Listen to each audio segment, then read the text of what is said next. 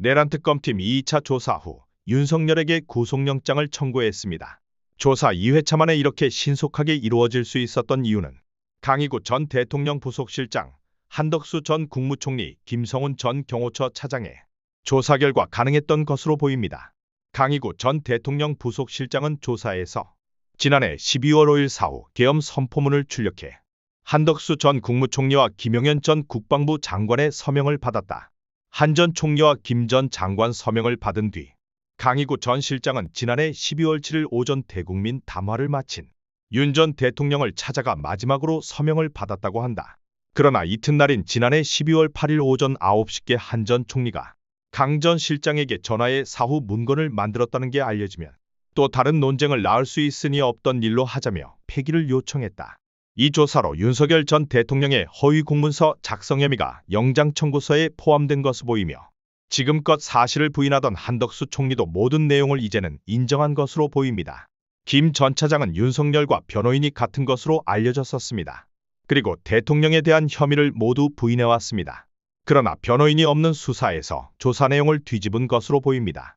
그리고 조사에서 윤 대통령이 체포영장 집행을 위해 경찰 특공대와 기동대가 들어온다고 하는데 걔들 총 쏠 실력도 없다. 총은 경호관이 훨씬 잘 쏜다. 경찰은 경호관이 총기를 가지고 있는 것을 보여주기만 해도 두려워할 거다.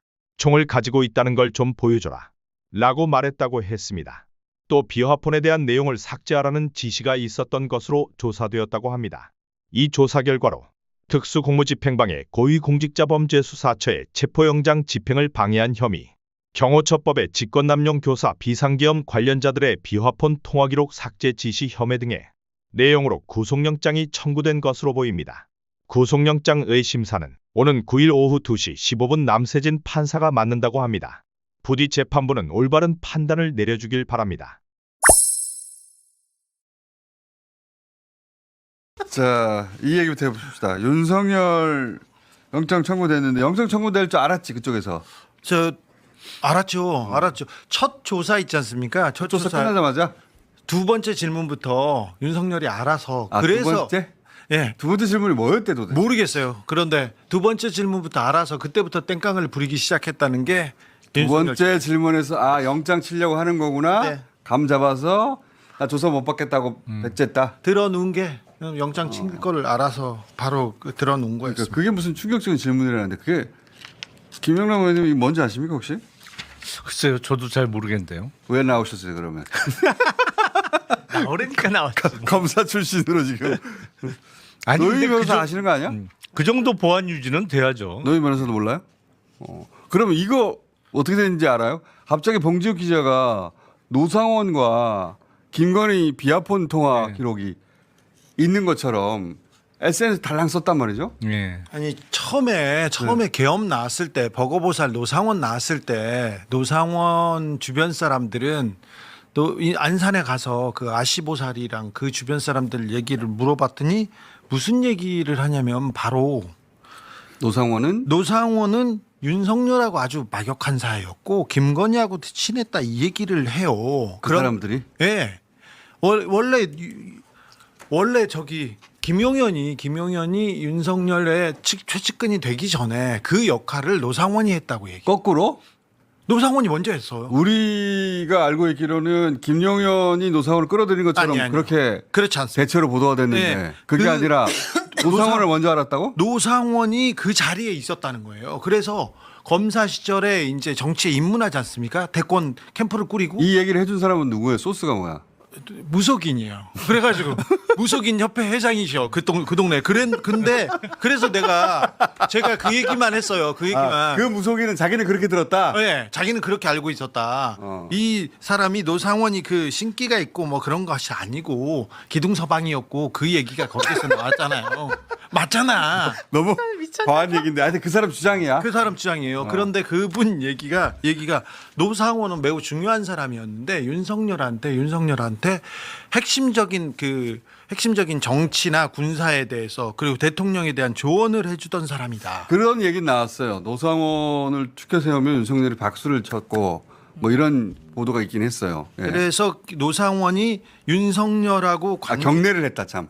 노상원에게 경례를 했다. 아, 그렇죠. 그런 보도가 있었어요. 그 노상원이 얘기했죠. 근데 윤석열하고 김건희하고 관련성이 있을 가능성이 매우 높고 거기에 저는 건진이 연결해 줬나 해서 노상원과 건진을 계속 알아보고 찾아봤는데. 다녔죠. 그런데 그런 얘기만 나왔는데 이번 수사에서 이 관계가 조금 더 명확하게 나왔으면 합니다. 그런데 뭐 전화를 했다면 비화폰으로 했겠고 만약에 노상원하고 김건희가 알고 지냈다면 이거는 굉장히 큰 사건이 될 수 있습니다. 그러면서 계엄을 몰랐다는 건 말이 안 되지. 그렇죠. 네. 말이 안 되는 그러면 거지. 내란의 공범으로 구성될 수밖에 없죠. 사실은 노상훈하고 통화를 통화를 비화폰으로 했다면 통할 일이 뭐 있어요? 할 일이 뭐 있겠어요. 그거 빼고는 만약에 통화할 일이 없. 예전부터 아는 자연인 때부터 아는 사이였다면 그 1번 통화하면 되잖아. 아 그럼요.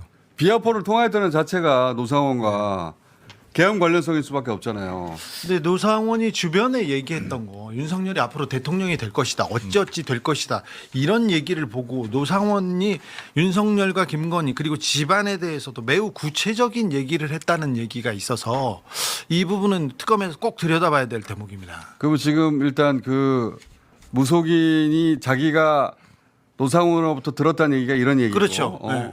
원래부터 알았다. 원래부터 알고 자기가 얼마나 실세인지 그리고 나를 얼마나 좋아하고 믿는지 그건 좀 노상원의 과장일 수도 있긴 있는데. 그러니까요. 국민의힘 박수영 국회의원이 정부의 소비 쿠폰 지급을 비판하며 우리 부산 시민은 25만 원 필요 없다고 발언에 논란이 일고 있습니다. 박 의원의 이 같은 발언은 지역 정치권과 시민사회의 강한 반발을 불러일으켰습니다. 박 의원은 지난 4일 자신의 페이스북을 통해 기왕 이전하기로 한 해수부는 연말까지 남구로 보내주시고 당선 축하금 25만 원 대신 산업은행도 남구로 빨리 보내달라고 적었습니다. 이어 우리 부산 시민은 25만 원 필요 없다고 덧붙였습니다.